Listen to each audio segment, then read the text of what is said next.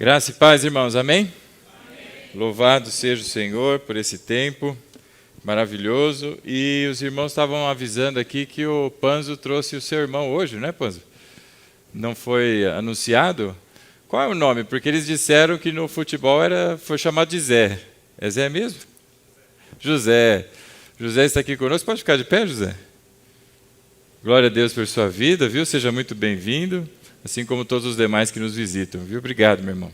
Venha sempre que puder. É uma bênção. Meus irmãos, eu vou pedir a todos que sigam comigo para o livro do profeta Ageu, no capítulo 2. Ageu, no capítulo 2.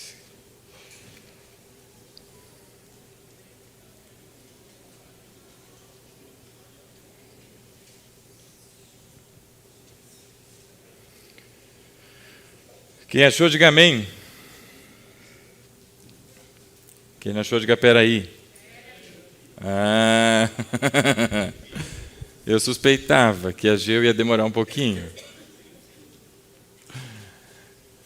Fica aí comprando Bíblia em promoção, ó, vem faltando o livro aí, ó, tá vendo? Ageu capítulo 2.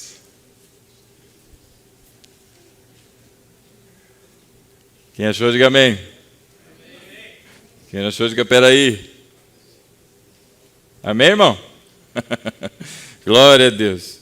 No capítulo 2 do profeta Ageu, nós faremos a leitura do verso 1 até o verso de número 9. Assim diz a palavra do Senhor. No 21º dia do 7º mês, veio a palavra do Senhor por meio do profeta Ageu. Pergunte o seguinte ao governador de Judá, Zorobabel, filho de Sealtiel, ao sumo sacerdote Josué, filho de Jeozadaque, e ao restante do povo. Quem de vocês viu este templo em seu primeiro esplendor? Comparado a ele, não é como nada ao que vocês veem agora? Coragem, Zorobabel, declara o Senhor. Coragem, sumo sacerdote Josué, filho de Jeozadaque. Coragem, ao trabalho, ó povo da terra, declara o Senhor. Porque eu estou com vocês, declara o Senhor dos Exércitos. Esta é a aliança que eu fiz com vocês quando vocês saíram do Egito. Meu espírito está entre vocês, não tenham medo. Assim diz o Senhor dos Exércitos. Dentro de pouco tempo, farei tremer o céu, a terra, o mar e o continente. Farei tremer todas as nações, as quais trarão para cá os seus tesouros, e encherei este templo de glória, diz o Senhor dos Exércitos. Tanto a prata quanto o ouro me pertencem, declara o Senhor dos Exércitos. A glória deste novo templo será maior do que a do antigo, diz o Senhor dos Exércitos. E neste lugar estabelecerei a paz, declara o Senhor dos Exércitos. Até aqui, irmão. Feche os teus olhos, oremos. Obrigado, Senhor, por essa noite. Obrigado, Senhor, pelo privilégio de nos reunir aqui, Pai, pelos méritos de Cristo na cruz. Pedimos que a Tua voz seja escutada em nosso coração hoje, Pai. Que o Senhor perdoe as nossas falhas, que o Senhor perdoe os nossos olhos. Pai, que o Senhor perdoe os nossos pensamentos, o nosso coração que é enganoso. Mas nessa noite, Pai, que pelo agir do Teu Espírito, Senhor, os nossos olhos sejam abertos e a nossa mente, Pai, possa contemplar a Tua grandeza e o propósito que o Senhor tem para todos nós. Assim nós oramos, Pai, e pedimos agradecendo desde aqui. Em nome de Jesus, amém e amém. Amém, meu irmão? Amém. Glória a Deus. Meus amados, o povo de Deus, ele é formado, nós conhecemos a sua história, eu estou convicto aqui de que você tem na memória todos os fatos que antecederam esse momento que nós estamos lendo aqui. O Senhor, num momento específico da história, levantou um homem chamado Abraão, e a partir dele formou uma família, e uma grande família, formou uma nação. A partir de Abraão veio Isaac, vieram depois Jacó, e de Jacó as 12 tribos. Nós conhecemos aí entre eles o José, que está aí conosco hoje, amém? Glória! Não é? E José é colocado e levantado como um dos principais, não entre a nação de Israel, mas nesse mundo, colocado em segundo, nas autoridades ou entre as autoridades deste mundo, o conhecido e domínio conhecido que se tinha no Egito. A partir dali, meus irmãos, você certamente se lembra da história, e isso para que muitos possam perceber o mover de Deus, não foi algo que aconteceu e de repente ali estava José no segundo lugar, na segunda posição mais importante do mundo conhecido da época, mas isso tudo se trata do mover de Deus, a condução do Senhor, não só para o seu povo, mas para todo o mundo. Nós vemos quando Abraão, ainda em sonho, conversa com o Senhor, tem dúvidas acerca da promessa, se ele teria filhos ou não, e Deus diz a ele que não só daria sim um filho na sua velhice, Sara também na sua velhice conceberia, mas que além de ter uma família grande, uma grande nação, a sua descendência teria dificuldades e passaria um tempo, inclusive, como escravos. Isso lá, antes de Isaac nascer. E de repente está José agora, muitos anos depois, gerações vieram, e está José na segunda posição de maior autoridade neste mundo, na autoridade conhecida. Passam-se os anos, o faraó morre, e vem um novo faraó, e esse novo faraó não tem a mínima ideia de quem foi José, não te conheceu, irmão.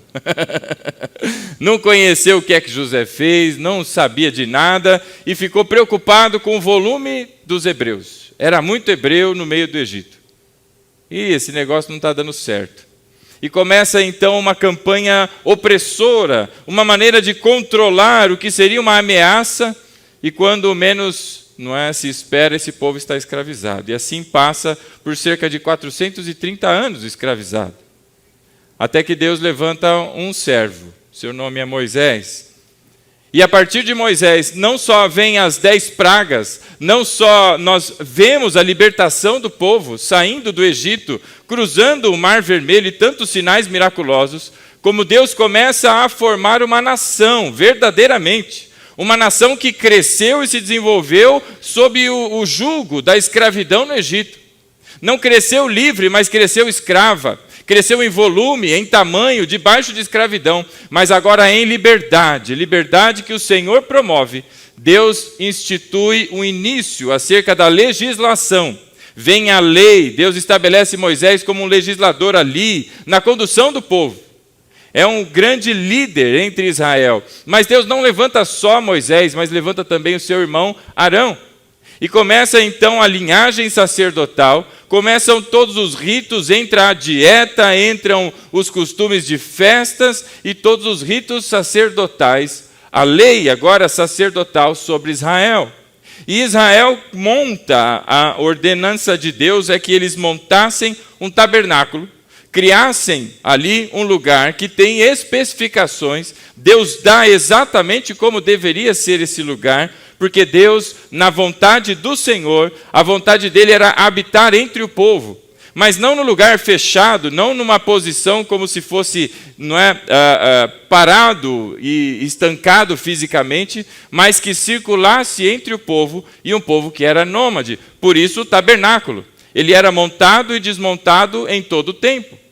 E em cada viagem, todos os utensílios e tudo que era do tabernáculo era juntado, e eles caminhavam para um novo lugar, se montava tudo de novo, faziam ali todos os ritos e cerimônias. Essa era a vontade do Senhor. E assim foi. Os irmãos conhecem a história, o povo chega na terra prometida. Ali, então, começam também o tempo dos juízes sobre Israel, espécie de governadores. Esses governadores são falhos e acontece muito problema no tempo dos juízes. Se você leu já o livro de Juízes, você vai encontrar histórias ali que são muito mais arrepiantes do que algumas séries, do Netflix. Se você ficou curioso, leia Juízes. Irmão, você vai ver. Se você quer ver o homem sem Deus, você quer ver o que acontece com o homem na sua arrogância de achar que consegue andar sem Deus, você vai encontrar no livro de Juízes. Então, eu recomendo, faça a leitura, para você não cair na bobagem de andar por esse caminho. E nesse tempo, entre tantas bobagens que acontecem no povo, uma idolatria, perversidade, promiscuidade, em todas as esferas, desde a liderança até o menor em Israel, todo o povo fazia o que bem queria, o que era da sua vontade, e não olhavam para Deus. E nesse período, meus irmãos, você deve se lembrar, não é, de Eli, o sumo sacerdote Eli, que falávamos aqui, os seus filhos, Hofni e Finéias, que foram mortos, não é, numa batalha. E não somente eles morreram, mas o sumo sacerdote Eli também morre, como juízo de Deus. Naquele momento se levanta outros, Deus levanta outros.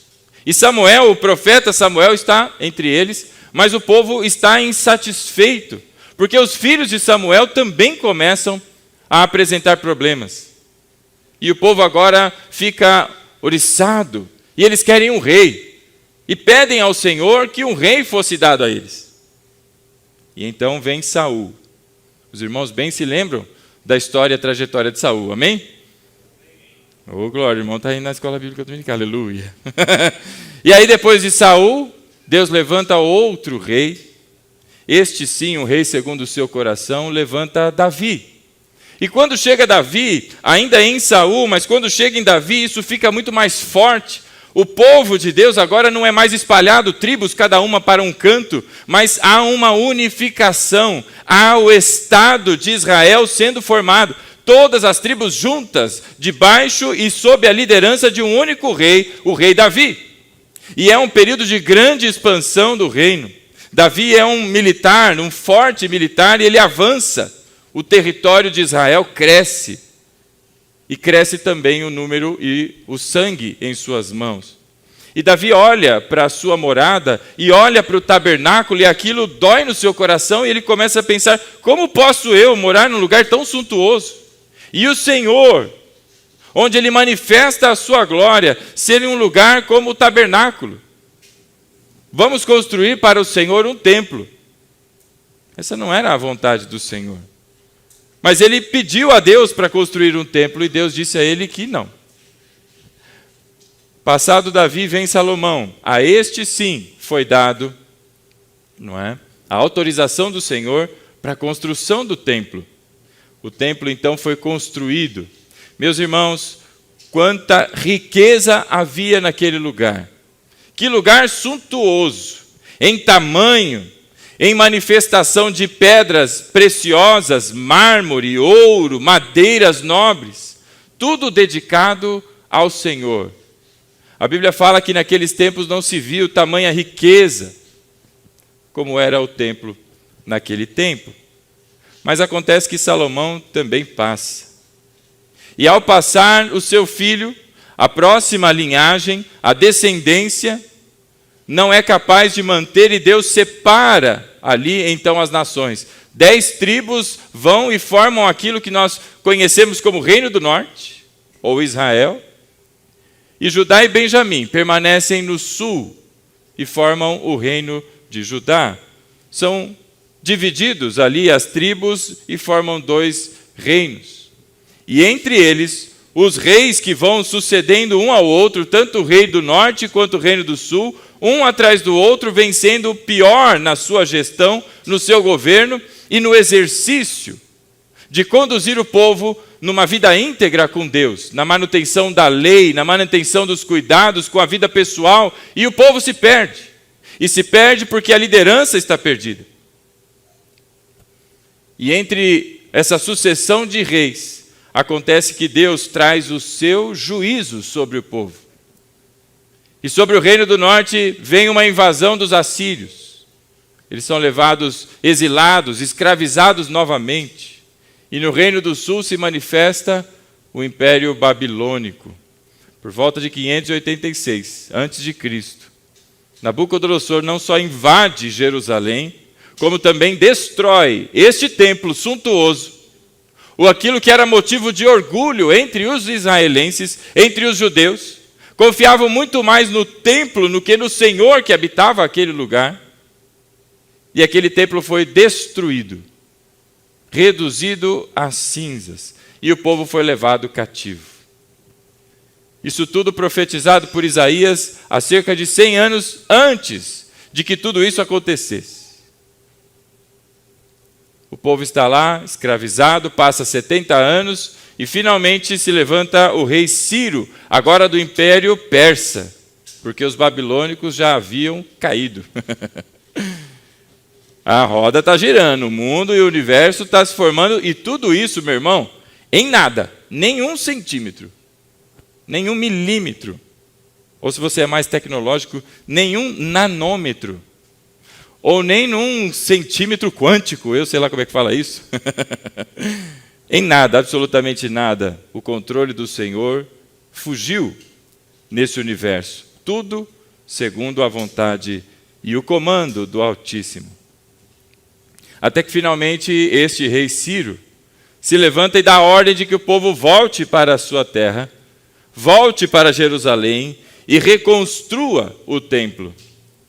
Esse momento, meu irmão, que nós estamos vendo aqui do profeta Ageu, o povo já está em Jerusalém, já está de volta.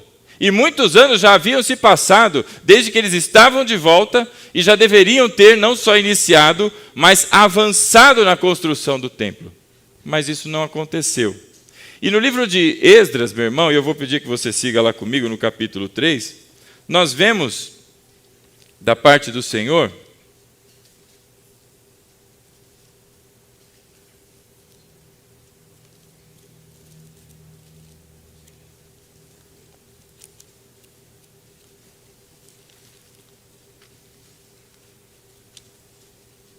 achou aí Esdras? No capítulo 3. Demorei para falar quem achou, diga amém, porque eu também não tinha achado. Se perdeu aqui, como pode? Quem achou, diga amém. Esdras no capítulo 3.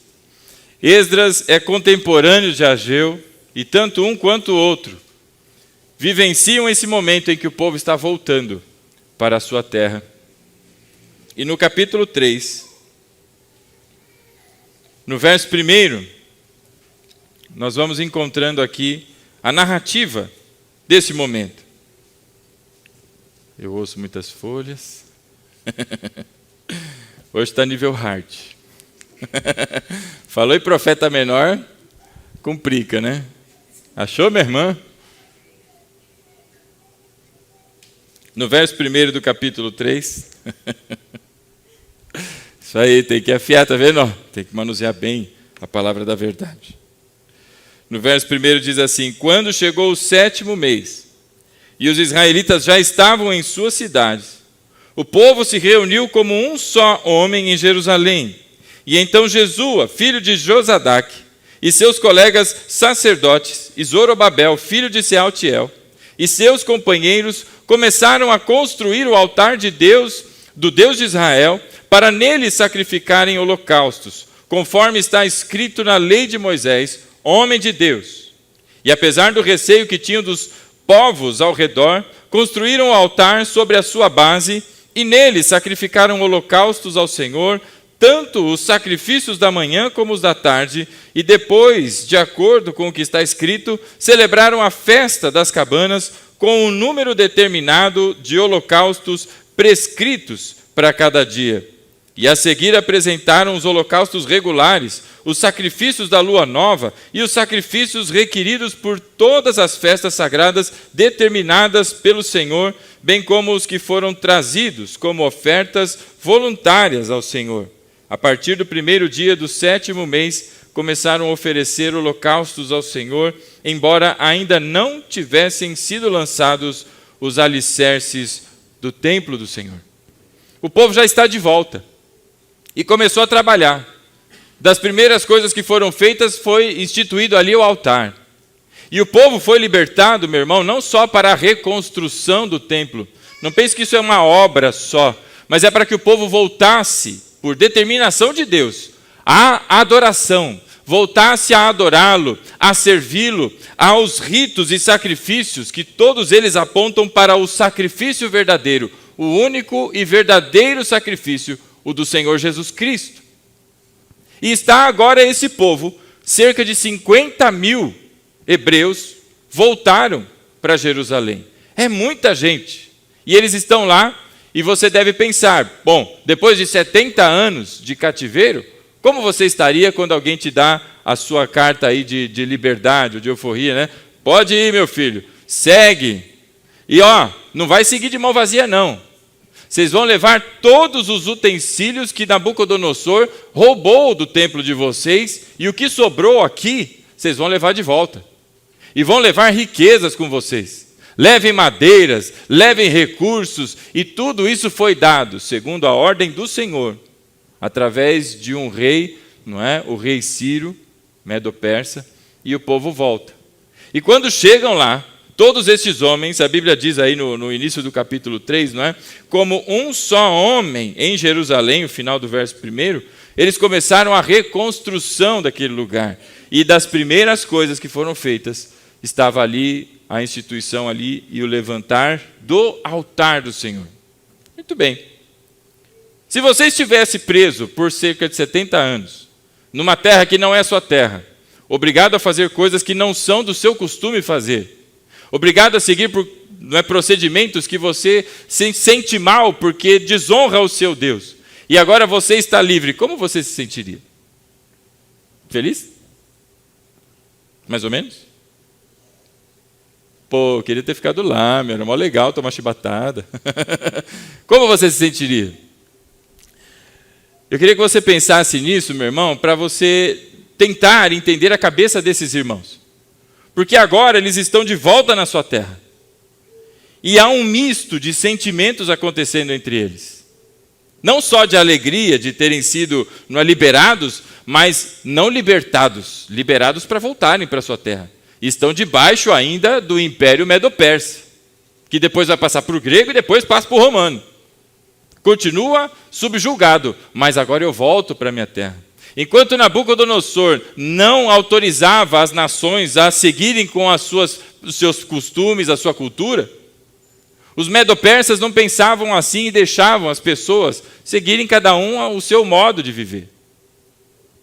Por isso, então, deixaram com que o povo voltasse para a reconstrução. E estão lá agora todos estes, cerca de 50 mil, sob a liderança aí desses homens que você viu aí a citação, não é, de Zorobabel, e filho de Jeozadak, ou de Sealtiel, né, que está aqui apresentado na Bíblia. E aí no verso 7 de Esdras, né, nós vamos continuar a leitura, foi tão difícil para você achar, e vai ler só um pouquinho? Vamos ler mais um pouquinho? No versículo 7 ele diz assim, olha: e então eles deram dinheiro aos pedreiros e aos carpinteiros, e deram comida, bebida e azeite ao povo de Sidom e de Tiro, para que pelo mar trouxessem do Líbano para Jope toras de cedro. E isso tinha sido autorizado por Ciro, rei da Pérsia. A construção está seguindo. No segundo mês do segundo ano, depois de chegarem ao templo de Deus em Jerusalém, Zorobabel, filho de Sealtiel, e Jesua, filho de Josadak, e o restante dos seus irmãos, os sacerdotes, os levitas, e todos os que tinham voltado do cativeiro para Jerusalém, começaram o trabalho, designando levitas de 20 anos para cima para supervisionarem a construção do templo do Senhor. E Jesua, seus filhos e seus irmãos, Cadmiel e seus filhos, descendentes de Odavias, e os filhos de Enadade, e seus filhos e seus irmãos, todos eles levitas, uniram-se para supervisionar os que trabalhavam no templo de Deus. Então a coisa estava a todo vapor, irmão. Estava seguindo. Estavam trabalhando. E se está trabalhando a todo vapor, parece que o pessoal está animado, né? Glória a Deus. O povo trabalha feliz. Eu me lembro uma vez, eu participei de um grupo que se chamava GAP, Grupo de Apoio à Pequena Igreja, e nesse grupo nós fomos visitar uma igreja em Socorro, se eu não erro o nome da cidade. Lá do... Como era mesmo o nome do pastor? Me fugiu agora. Ele tinha uma marca no seu paletó, que era uma lesma que tinha passado e ele não tinha visto. Ele já estava bem velhinho quando eu cheguei lá. Enoque, pastor Enoque. Era uma bênção aquele homem. Mas quando nós chegamos lá, meu irmão, a igreja, ela não era de alvenaria, a igreja não era de drywall ou de qualquer material que você conhece aí. A igreja era de madeirite, um madeirite fininho, sabe aqueles tapume que serve para tampar a obra aí, ou sei lá eu? Daquilo era feita a igreja. E a cada sopro que dava aqueles ventos ali, a igreja ficava fazendo assim. E eu ficava olhando e falei, Jesus, há quantos anos esse lugar está aqui e o Senhor sustenta com a sua graça. E a gente louvando ao Senhor e olhando o telhado, fazendo Você já viu aquele versículo que o vento sopra para onde quer? Assim somos nós, né? Guiados pelo Espírito. Aquela igreja, ela segue o sopro, aleluia. E no fundo da igreja, no terreno, os irmãos estavam construindo as salas. As salas para serem usadas, essa sim de alvenaria, mas para serem usadas nas escolinhas bíblicas, não é? Salas. Meu irmão, quando eu cheguei lá, eu vi um grupo de pessoas, um grupo que não era pequeno. A igreja era pequena. Mas para quando se fala em obra, trabalhar, geralmente você pensa num grupo pequeno, né? Os guerreiros, aleluia. Quando eu cheguei lá, eu fiquei espantado. Eu vi um grupo grande. Ao fim do dia, nós realizamos ali e celebramos um culto ao Senhor. E sabe quem veio? Toda a igreja. E sabe quem era toda a igreja? Aqueles irmãos que estavam lá construindo. Que coisa maravilhosa quando os filhos de Deus se envolvem, não é? E se dispõem para o serviço da obra. Levantaram rapidamente as salas ali. Hoje, eu imagino que a igreja é a segunda igreja lá de Socorro, segunda igreja batista de Socorro.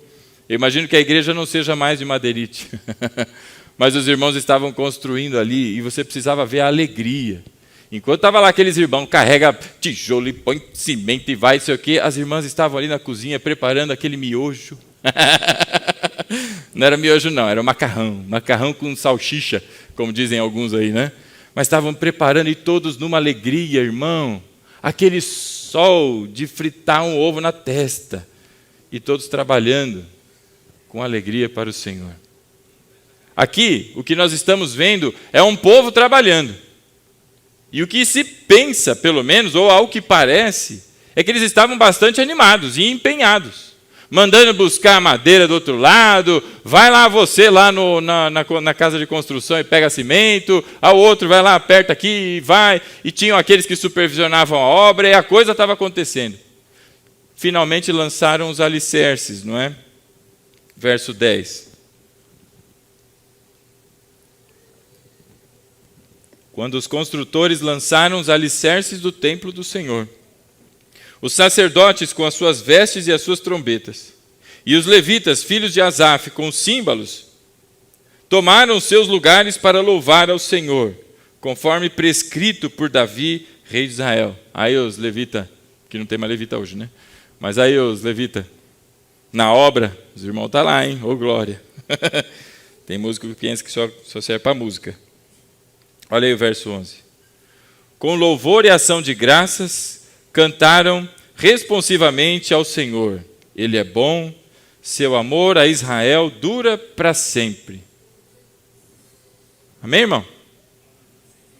Você acompanhou que esse povo estava escravo.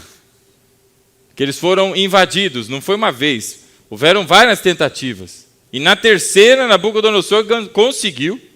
Não só cercou a cidade, como foi citado ontem no culto aqui pelo irmão, né? Não só cercou a cidade, como na sua terceira e última bem-sucedida tentativa, ele invadiu, destruiu a cidade, levou o povo cativo. 70 anos depois, agora o povo volta.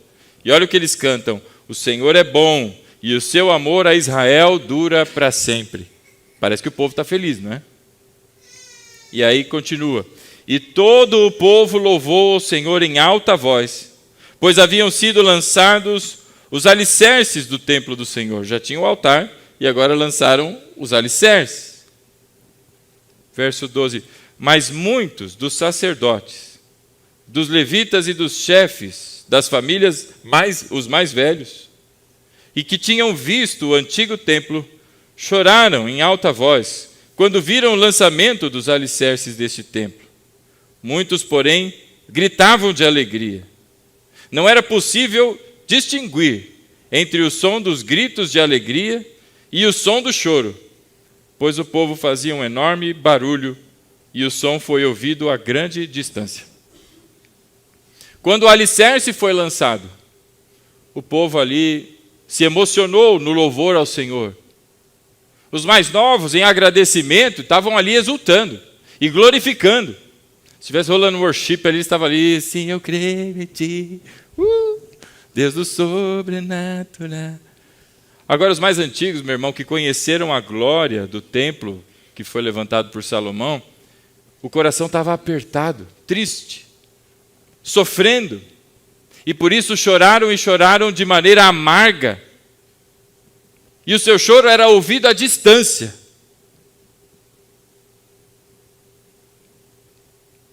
Esse era o misto de sentimentos que o povo tinha. Em seguida de tudo isso, você continuar lendo o livro de Esdras, você verá que essa obra foi interrompida, porque os vizinhos vieram caluniar, tentaram se organizar e não foram aceitos na aliança. E aí reclamaram lá para o Império Medo-Persa, já é outro rei, agora é o rei Dario, não é? E aí o rei Dario, então manda parar esse negócio aí para tudo. Aí depois vem um outro rei, o tal de Artaxerxes, agora pode continuar, aí vai continua todo mundo. E aí este é o exato momento, volta lá para Ageu, glória a Deus pela fitinha, oh aleluia. Tá ligeiro quem usou a fitinha aí, hein? Deus abençoe quem inventou a fitinha, aleluia. Ou marca a página, né? Também funciona. Esse é o momento, meus irmãos, da leitura que nós fizemos aqui de Ageu. No capítulo 1 você vai encontrar o profeta se levantando no meio de uma festa. Todo o povo reunido. E ele se levanta para dizer, olha, está todo mundo se virando aí na tua vida, né? Está todo mundo feliz, bonito, enquanto a casa de Deus continua em ruínas. 16 anos já haviam se passado e o templo continua do mesmo jeito. Os alicerces lançados, o altar e tudo uma poeira só, porque o resto não foi construído. E Deus se levanta no meio da festa, através do profeta, para chamar a atenção de todos eles, para que todos olhassem para aquilo que é a necessidade da obra do Senhor. Olhar para o templo, olhar para a casa de Deus, e não para suas próprias casas, não para a sua própria vida. E a Bíblia diz que esse povo, ao ouvir a palavra do profeta, ao ouvir a palavra de Deus por meio do profeta, esse povo se arrepende. E porque se arrepende, olha aí o verso 13 do capítulo 1 de Ageu. Verso 13. E então Ageu, o mensageiro do Senhor, trouxe essa mensagem do Senhor para o povo. Eu estou com vocês, declara o Senhor. Então, depois do arrependimento desse povo, Deus se manifesta pelo profeta, dizendo, eu estou com vocês. E aí vem o capítulo 2 que nós lemos, não é? E se você prestou atenção, toda essa história se refere aqui, então, à reconstrução deste que é o segundo templo, e vem o verso de número 9 do capítulo 2, em que Deus, diante da tristeza de uns e da alegria de alguns poucos, Deus afirma que ainda que este templo seja menor, a sua glória, verso 9, não é? A glória deste novo templo, na versão Almeida Revista e Atualizada, não é? As versões mais antigas estará a glória deste último templo, porque este foi o último, segundo e último templo.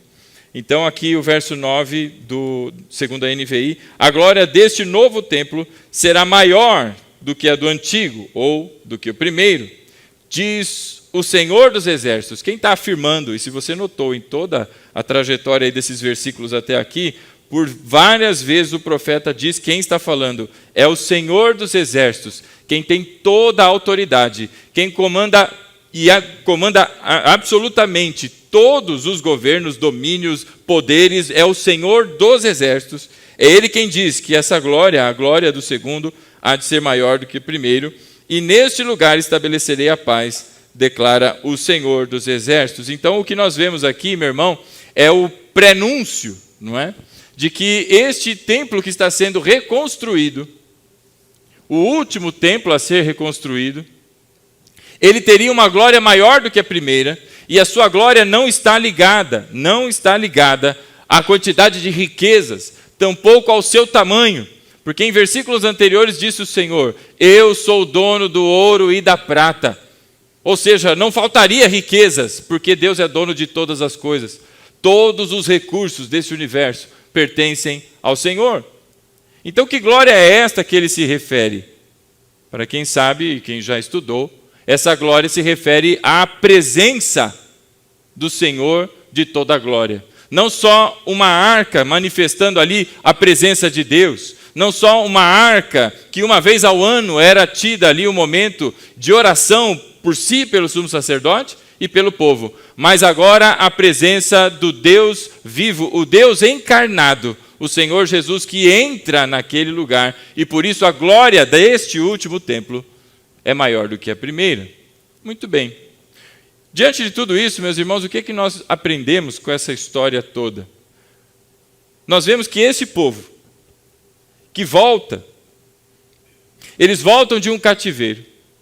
O seu cativeiro é em função, e todos têm essa consciência, da sua idolatria, de terem se perdido pelo caminho, de terem feito o que é mal diante dos olhos do Senhor, de buscarem a Baal e qualquer outra deidade com D minúsculo, né? Divindade falsa, do que se prostrar diante do verdadeiro Deus, o Senhor de toda a glória. Eles passam por tudo isso como juízo, e Deus atribui esse juízo sobre o seu povo. Não é o diabo que vai lá e massacra o povo, mas é Deus que estabelece o juízo, porque o povo se perdeu. E agora estão de volta, na reconstrução do templo, e no misto de sentimentos, entre aqueles que se alegram por estarem de volta, por passarem por dificuldades, não é? E agora estarem de volta. E aqueles que estão tristes porque viram aquilo que era o esplendor do templo, o esplendor e a glória de Israel naquele tempo, se entristecem. O que nós podemos ver, meus irmãos, diante dessas histórias é que a primeira coisa, no coração desses homens, se instala um deserto muito grande.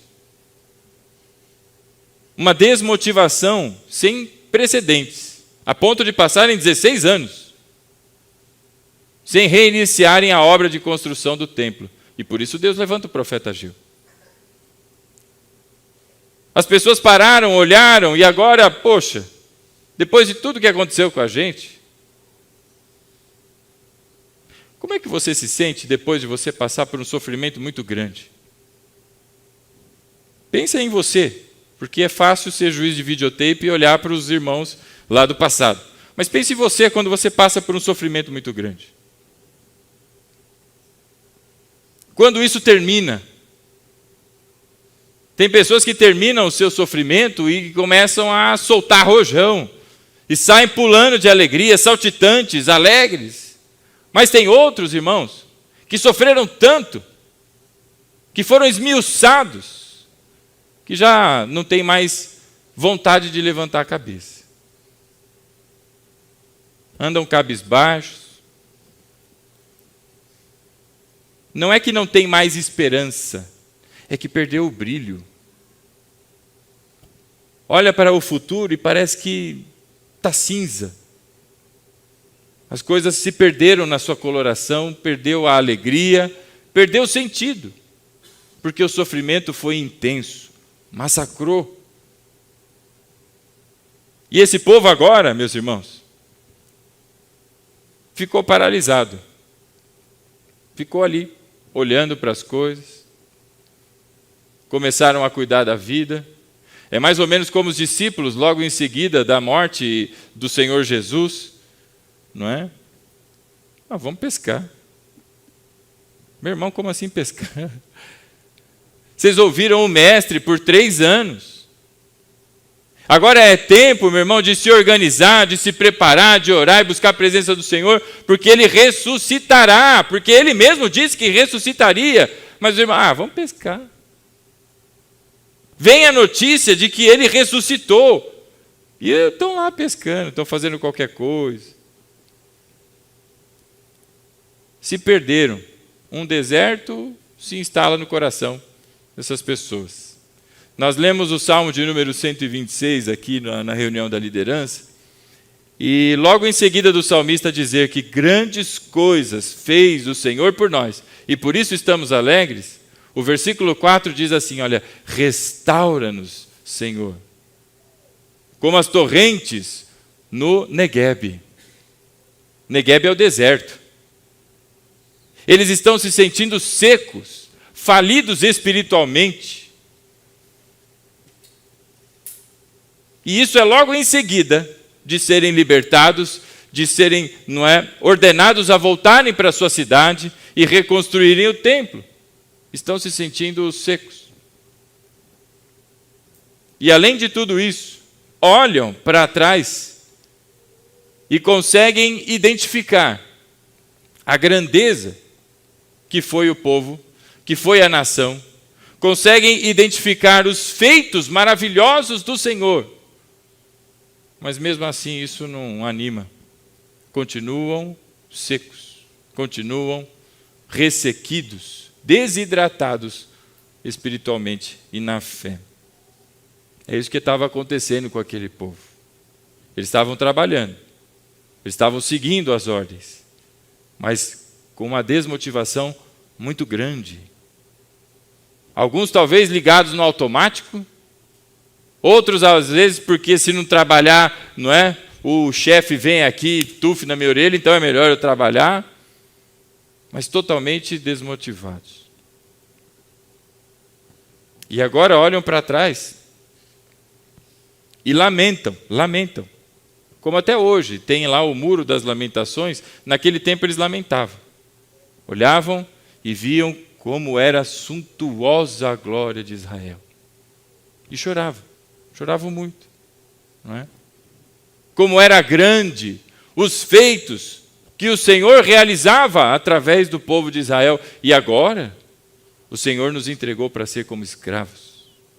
E agora o Senhor fez com que a gente passasse 70 anos debaixo do jugo dessa nação ímpia. Para muitos irmãos, a experiência do juízo de Deus ainda não acabou. Para esse povo, ainda não tinha acabado. Eles já estavam livres para a reconstrução, mas ainda aprisionados na sua mente, aprisionados no passado, e olhavam para trás e começavam, a pensar como a vida seria daqui para frente. E eu queria que nós fizéssemos um paralelo com a nossa vida, com a nossa família, com o nosso ministério, meu irmão. Porque é assim, muitas vezes, que acontece. E aqui eu falo da minha própria experiência. Se não é igual à sua, eu creio que você não é mais bonito nem mais feio que eu. Mas que todos nós experimentamos o cuidado de Deus, o zelo do Senhor a tratar da nossa vida, para que a gente ande segundo a sua vontade. Na minha vida e na sua vida, meus irmãos, assim como esse povo, a gente já fez muita bobagem. Já fizemos coisas das quais nos arrependemos hoje. Nos arrependemos, amém? Oh, glória. Não está animadinho fazer coisa errada não, né, irmão? Senão a gente canta aquele louvor, caia fogo dos... Queima ele, Jesus. Meu irmão, nós todos já fizemos coisas que não devíamos. E não estou falando do tempo que a gente andava perdido, desgarrado, como ovelha perdida. Eu estou falando depois que você aceitou a Cristo, que você recebeu o Senhor e Salvador da tua vida, depois que você entendeu a verdade acerca da obra majestosa, graciosa e maravilhosa que Deus fez por você. Você continuou tendo pensamentos sobre algumas pessoas, você continuou proferindo palavras, Como ministrado ontem, perguntei ao Rafa no caminho, falei, Rafa, o que você aprendeu, filho? Que bonitinho, ele começou a falar das coisas. Tem que tomar cuidado com o que fala, né, pai? É isso mesmo. Os homens que não vieram ontem, irmãos, eu sei lá onde você estava, Perdeu. Proferindo coisas contra pessoas e falando, achando que você está sendo o santarrão, mas não está percebendo o veneno, sendo destilado entre os seus dentes, agredindo as pessoas. A Bíblia diz que o coração do homem é enganoso. E quantas vezes a gente confiou no coração e não na palavra de Deus, mesmo depois de termos sido alertados pela palavra do Senhor, pelo profeta do Senhor. Sim ou não? Ou só eu que preciso me converter aqui? Oh, Jesus! Hã? Que diferença temos desse povo, então? O que seria de qualquer um de nós não fosse a graça de Deus? E quando tudo isso se manifesta na minha vida e na sua, você acha que Deus olha para isso e diz, bom, deixa eles não sabem o que fazem mesmo, fica aí fazendo a coisa, e vamos lá, Senhor Jesus, vamos lá fazer... Hã? Ou Deus é Pai e Pai zeloso, e da mesma maneira traz juízo e correção para a vida dos seus filhos? Porque tolo é aquele que acha que vai andar por um caminho, ninguém está vendo, né? Você esqueceu que os olhos do Senhor estão em todos os lugares. Ou fingiu que não se lembrava. Então Deus, no seu juízo, vem sobre os seus filhos. E da mesma maneira, você vive determinadas situações. Acontece, meu irmão, é que quando isso termina ou quando isso acaba, tem pessoas que começaram a desenvolver um sentimento, não é? De tristeza aguda, profunda. E não se libertaram disso. Entra noite, sai noite, e quando se deita no travesseiro, o que vem à memória não traz esperança, traz mais angústia. Oh, naquele tempo, como era bom aquele tempo. Hoje, murmurando, né, irmão, como foi dito ontem, essa desgraça. Naquele tempo era tudo muito bom. Vivendo do passado. Vamos acompanhar aqui no capítulo 2 do profeta Ageu, qual foi a palavra que Deus deu a esse povo. E que experimentava dessas coisas, desses sentimentos, de depressão, de angústia, de se perceberem oprimidos. Não mais por Deus, porque o processo acabou. Mas agora de olharem para frente e não enxergarem a graça de Deus. Capítulo 2, do verso 1, olha só o que ele diz. No 21º dia do 7º mês, veio a palavra do Senhor por meio do profeta Ageu. E pergunte o seguinte ao governador de Judá, Zorobabel, filho de Sealtiel, e ao sumo sacerdote Josué, filho de Jeozadaque, e o restante do povo: quem de vocês viu este templo no seu primeiro esplendor? Comparado a este, não é como nada que vocês veem agora? E Deus faz não uma provocação, mas estimula o pensamento. Porque às vezes, meu irmão, a gente pensa que consegue esconder alguma coisa de Deus, né? Você já teve essa sensação infantil? Aí eu não vou orar desse jeito para Deus não achar que eu sou ingrato. Mas Deus já viu o coração, irmão. Ainda a palavra não me chegou à boca, mas tu já conheces, Senhor, diz o salmista. E a gente, na hora de orar, Senhor, Deus de toda glória. Mas no coração está lá aquele... Deus já viu tudo isso, irmão. Por isso Deus estimula a mente das pessoas. Você comparou aí? Você está achando que este agora tem menor esplendor daquele do primeiro? E aí aqueles crentes, não é, que tinha medo, achando que Deus não conhece o seu... Sim, essa é... Glória a Deus! Mas havia aqueles que estavam tristes ali, lastimando mesmo. E achando que Deus agora não tem tanto poder como tinha antes. Olha o verso 4, o que é que Deus diz para esse povo, meu irmão? Ele diz: coragem, Zorobabel, declara o Senhor. Coragem, sumo sacerdote Josué, filho de Jeozadaque. Coragem, ao trabalho, povo da terra, declara o Senhor. Porque eu estou com vocês, declara o Senhor dos exércitos. A primeira coisa, meu irmão, quando nós nos sentimos com essa percepção de fracasso, de perda, de que tudo acabou, de que nós encontramos o fim do poço, o que nós devemos prestar atenção é que por nossa própria capacidade, dali a gente não sai. Mas pela força do Senhor, nós não só sairemos, como viveremos algo novo. E Deus olha para aqueles homens e diz assim, coragem, e vai dando nome, coragem, Zorobabel, coragem, Josué, coragem, povo da terra. E ao trabalho, Deus diz, bora, ao trabalho, coragem. Eu sou contigo. Meu irmão, você já viu aquele ditado que eu sozinho, como é que era? Eu com Deus sou maioria, ou melhor, Deus comigo é maioria, e eu sem Deus sou minoria. Eu já não lembro mais, mas acho que você entendeu aí. É isso aí, é um ditado parecido com isso. Meu irmão, quando nós olhamos para trás e nós vemos o que Deus fez, a ponto de destituir governantes, a mudar os elementos naturais, fazendo parar de chover por anos, fazendo o sol parar, fazendo o mar se abrir. Todos os elementos da natureza estão sob o comando do Altíssimo.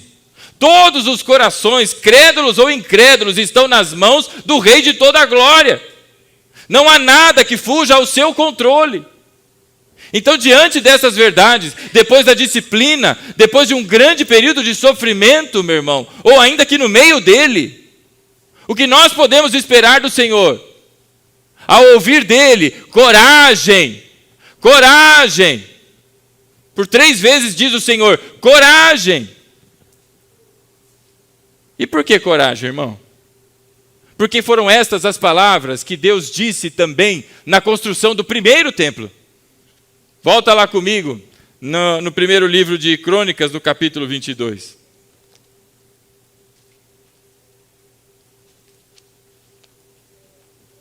Uma fitinha, irmão. Depois vai ficar demorando para achar a gel aí, hein? Capítulo 22 do primeiro livro de Crônicas. Nós estamos vendo aqui, não é, as ordenanças acerca do templo, para os preparativos. E olha o que é que diz aí o versículo 13 do capítulo 22.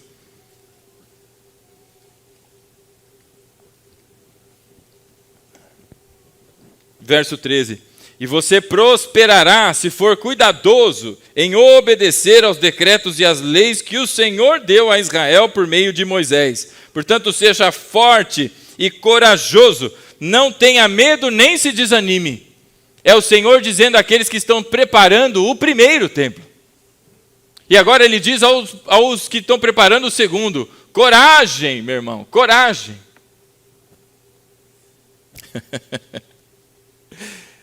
Aí alguém pode pensar, pastor, o senhor não está vivendo o que eu estou vivendo, para ficar falando assim com tanta, propriedade. O senhor não tem ideia do que eu estou passando? Você tem ideia do que eu estou passando? Também não. A Bíblia diz que a cada um de nós, Deus dá segundo uma medida que não nos é incapaz de suportar. E ainda Ele nos sustenta na sua graça, para que nós continuemos e avancemos. Por isso disse o salmista, restaura-nos, Senhor. É a oração dele, porque eles estão se sentindo num deserto, secos. Como as torrentes do Negueb, manda água no meio do deserto, para que a gente possa mais uma vez florescer, para que a gente possa mais uma vez perceber a seiva entre nós e o teu fruto. Restaura-nos, Senhor. E então vem o Senhor aqui para esse povo e diz, coragem. E por que coragem, irmão? Isso aí, ser corajoso, que se você for covarde, você sai fora. Coragem por quê? Porque você é muito macho, porque você é fortão. Coragem porque eu sou contigo, diz o Senhor. Irmão, a gente enfrenta muitas coisas na vida, não enfrenta? Muitos problemas, dificuldades. E não tem novidade para nenhum de nós. O apóstolo Pedro, na sua primeira epístola, ele diz mais, ele fala, olha, inclusive se você sofre por conta do Senhor, bem-aventurado é você. E te digo mais, entre os seus irmãos, todos padecem da mesma situação. Você não é exclusivo e único, mas todo o que segue a Cristo tem sofrido. E ele diz mais, tendo sofrido por um pouquinho só e para confirmar a sua fé, porque isso é para mim e para você, meu irmão. Deus o estabelecerá, diz o apóstolo Pedro na sua primeira epístola. E ainda ele fala mais. Ele diz assim: lançai sobre ele toda a vossa ansiedade. Por quê? Porque você está indo no psicólogo, entendeu? E lança sobre Deus aí, ó, todo o BO aí. Mas o que diz lá o apóstolo Pedro? Lançai sobre ele toda a vossa ansiedade. Por quê? Porque ele, Deus, tem cuidado de você.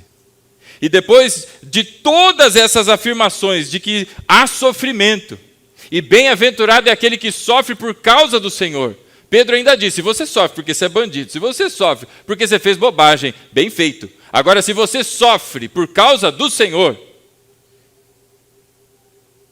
bem-aventurado é você. E diante de tudo isso, dos desafios que o mundo tem, o apóstolo Pedro diz mais: lance sobre ele toda a sua ansiedade, porque Deus tem cuidado de você. O que é ansiedade, irmão? Senão o medo da possibilidade de que alguma coisa aconteça. É possível que um avião caia aqui nesse lugar, não é possível? Ansiedade seria ter esse medo e não vir à igreja, porque um avião vai cair naquele lugar, meu Deus, e não vem. Tem alguma lógica?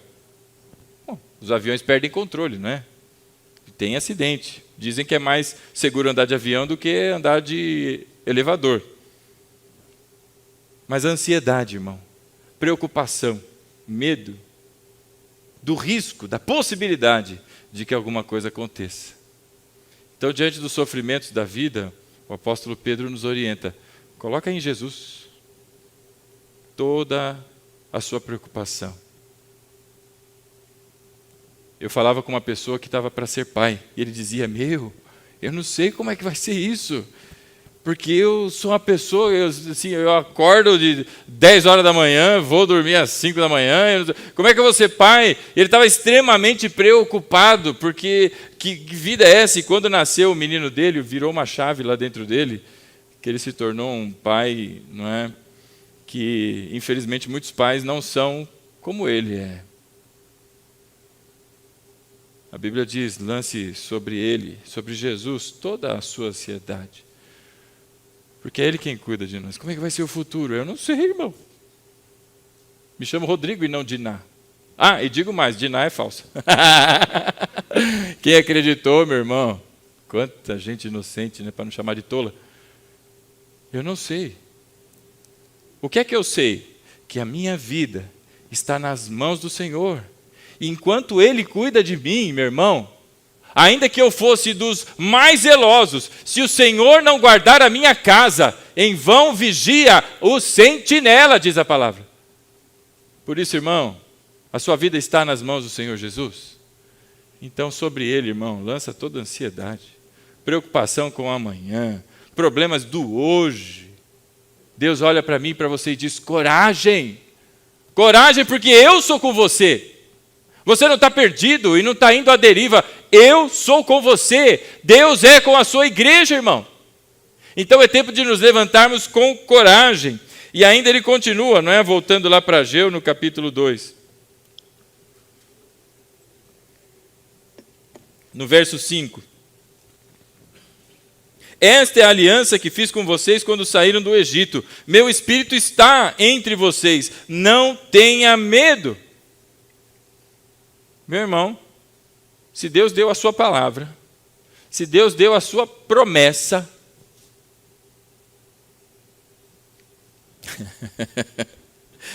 eu me lembro, meu irmão, uma vez, em casa a gente não tem hábito de mentira, né, nem nada. Às vezes alguém escorrega, alguma coisa assim, né? Mas mentira não, pelo amor de Deus. Mas eu me lembro do meu filho, né? Ele chegou para mim assim: eu quero ir na casa do Rafa. E aí, saindo do culto no domingo passado, ou retrasado, a gente ficou aqui na frente para fechar. Os irmãos estavam empolgados, a gente ia começar até uma vigília. Já era quase 11 horas da noite. Não, era umas 10 horas, não era? 9 cacetada. E aí começamos a fechar a igreja, e o Rafa foi comigo, ainda tinha um pessoal aqui na frente. E aí na hora de sair, ele, pai, eu quero ir na casa do Rafa. Aí ele viu a Adriana. Ele baixou o vidro assim, e eu não sei se a Adriana ouviu, mas ele estava te pedindo. Ele falou, tia Adriana, posso ir lá na sua casa? A vozinha do Rafa. E aí a Adriana veio, né? Não sei se ela entendeu, mas ela fez assim com a cabeça. E eu falei assim, legal. E na cabeça do meu filho, sábado que vem, vai ter o culto de homens. Aliás, foi no passado, né? Eu não sei, ia ter alguma coisa aqui na igreja, enquanto a gente ia para a igreja, ele ia lá para casa, ele queria passar um tempo lá com o xará dele, o outro Rafael, filho do Marcos. Bom, eu não combinei isso com ninguém, mas ele entendeu que eu tinha combinado. E ele virou para mim e falou, você não falou que eu ia lá na casa do Rafael? Porque a gente virou o caminho, né? E foi para outro lugar, ele falou, que lugar é esse? Porque a casa deles é para outro lado. Ele ficou esperando em mim, irmão, e desencontrou. Agora, quem espera no Senhor, não desencontra. Quem espera no Senhor não tem desencontro. Olha o que o Senhor diz aí no verso 5. Esta é a aliança que eu fiz com vocês quando vocês saíram do Egito. Meu Espírito está entre vocês, então não tenha medo. Eu fiz uma aliança com vocês. Quem está em Cristo participa da nova e eterna aliança. E está guardado pelas mãos do Senhor. Tem medo do quê, meu irmão? Coragem! E se levanta, porque tem muito trabalho, meu irmão. Tem trabalho para mim e para você, na tua casa, na tua família, no teu ministério. Tem trabalho. Então a palavra vira para mim e para você e diz assim, olha, seja forte e corajoso. Mas tem aqueles, meus irmãos, que ainda olham para trás e continuam paralisados. Poxa, naquele tempo era um tempo abençoado. Aquele tempo a gente orava, meu irmão, e as coisas aconteciam. Aquele tempo a gente convidava os irmãos vinham. Hoje, aquele tempo eu falava e isso e aquilo e tudo mais. Tem gente que está presa ao passado. Deixa eu te dizer uma coisa, meu irmão, as vitórias do passado já não servem mais. A palavra de Deus diz assim, olha, quero trazer à memória aquilo que me dá esperança. Não é para aprisionar e olhar para trás e olhar para o hoje, porque hoje aquele povo via ruínas diante deles. Via um alicerce mal acabado, um altar empoeirado, mas não viam as paredes, não viam a riqueza. Poxa, lá atrás era assim. Deixa eu te dizer uma coisa, meu irmão, a vitória do passado já não serve mais. Por isso Deus diz a mim e a você, coragem, e se levante para o trabalho, porque é aquele mesmo Deus que levantou uma obra suntuosa, maravilhosa, que fez milagres e que abriu o Mar Vermelho, restituiu nações, destituiu governos, esse mesmo Deus não mudou, ele é o mesmo ontem, foi ontem, é hoje e sempre há de ser. Esse mesmo Deus continua com todo o poder. Ou seja, meu irmão, quando você olha para frente e vê só ruínas, é o teu casamento que está em ruínas, irmão, quando você olha? É a tua vida financeira, é a tua perspectiva de vida? O que é que você está vendo e que acha que não vai mais? A vitória do passado, meu irmão, está no passado para te dar esperança, porque o mesmo Deus poderoso que fez essa, tem poder, capacidade, e assim é a sua vontade, de fazer ainda mais por mim e por você. Ainda mais. Então não é para paralisar e ficar lá olhando, vivendo do passado, mas é agora para olhar para frente, irmão, olhar para Cristo e caminhar, levanta e anda, porque Deus já te chamou da eternidade, já te tirou da morte e te lançou na luz do seu Filho, para que você viva e viva com abundância, na verdade, no caminho de vida. E Deus te levantou com propósito, não para ficar perdido. Então para de olhar para trás como se atrás fosse a única coisa que você se agarrasse. Mas se agarre agora em Cristo e olhe para frente, porque ainda que esteja em ruínas, você não vê nada. Mas Deus está trabalhando e há de levantar um templo cuja glória é maior do que a do primeiro. Povo de Deus, meu irmão, não confia em circunstâncias, não confia no que ele vê, não confia no que ele é capaz, mas confia no Deus do impossível, o Deus Todo-Poderoso. É essa a esperança de todos nós, meu irmão. Por que você acha que essas portas permanecem abertas no mês em maio que completaremos 17 anos?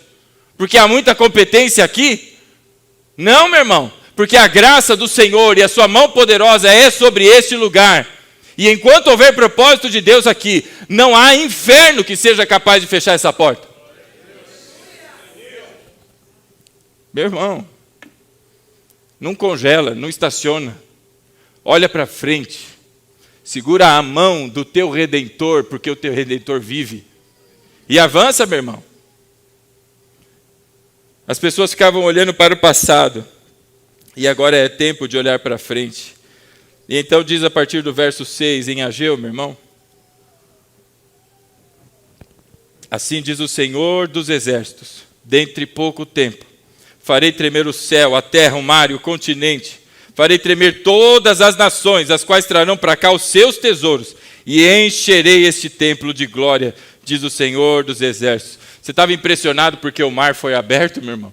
Estava impressionado porque parou de chover por um tempo? Você está impressionado com tudo isso? Deus vai fazer tremer esse mundo, vai chacoalhar continentes. A Bíblia diz que quando vier o Senhor Jesus em glória, montado em seu cavalo, meu irmão, Pedro diz que os elementos dessa terra vão ser derretidos. Deus há de chacoalhar o cosmos, não é só esse mundo não, meu irmão, com a vinda do Senhor Jesus. E Ele há de encher com sua glória. Por isso eu digo a você, meu irmão, não é tempo da gente ficar no deserto, porque Deus é capaz de fazer com que torrentes de água no meio do deserto fluam em abundância, para tirar essa sequidão, essa falta de fé, esse freio que está travando você. Deus é capaz. Eu não sou. A Bíblia diz: pode o leopardo trocar as suas cores ou a sua pele? Pode qualquer outra pessoa mudar a sua natureza? Não pode. Mas o Senhor, o Deus Todo-Poderoso, pode transformar a nossa realidade, porque Ele tem todo o poder. E em Isaías, meu irmão, e com isso nós terminamos no capítulo 43, eu queria que você olhasse e com atenção. Capítulo 43 do livro do profeta Isaías.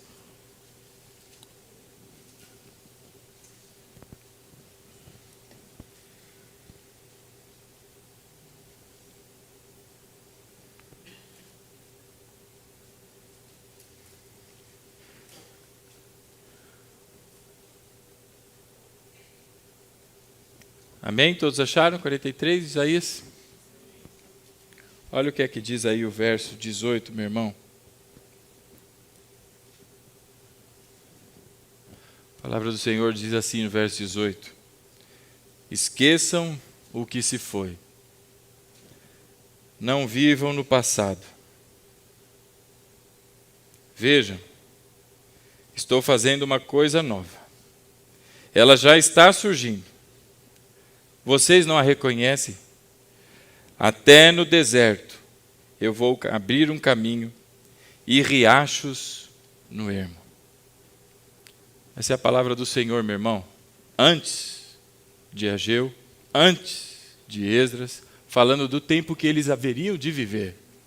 E essa é a palavra de Deus antes de todos nós, antes da igreja, 700 e tantos anos antes da vinda do Senhor Jesus Cristo. Olha aí o que é que diz o profeta no verso 18: esqueçam o que se foi, não vivam no passado, mas se levantem com coragem, porque Deus está construindo um novo. Há novidade de vida para todos nós em Cristo. O passado, meu irmão, teve o seu propósito, serviu para forjar a todos nós.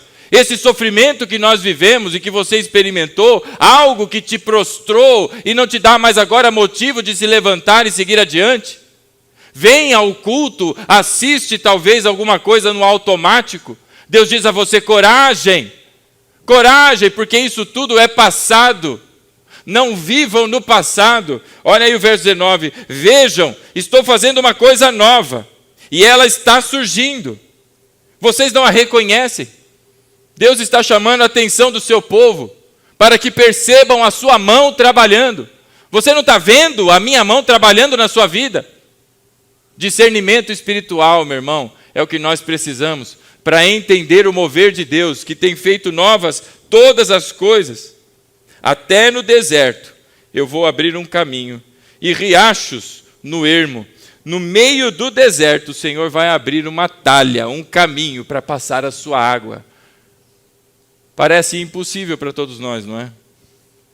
Mas para aquele que detém todo o poder, não. Se Deus transformou a minha vida e continua a transformar, Deus também transforma a sua.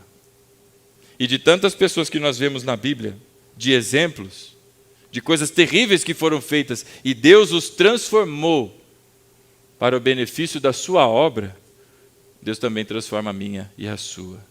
Meu irmão, não espere em homens, não pare e fique preso no passado, mas o que Deus fez no passado, Ele fará ainda mais nos dias que hão de vir. E isso não é promessa de prosperidade, coisas vazias, não. O Senhor Jesus, a sua especialidade é fazer novas todas as coisas. Por isso, meu irmão, eu te convido a se colocar em pé. Nós vamos nos preparar para a ceia.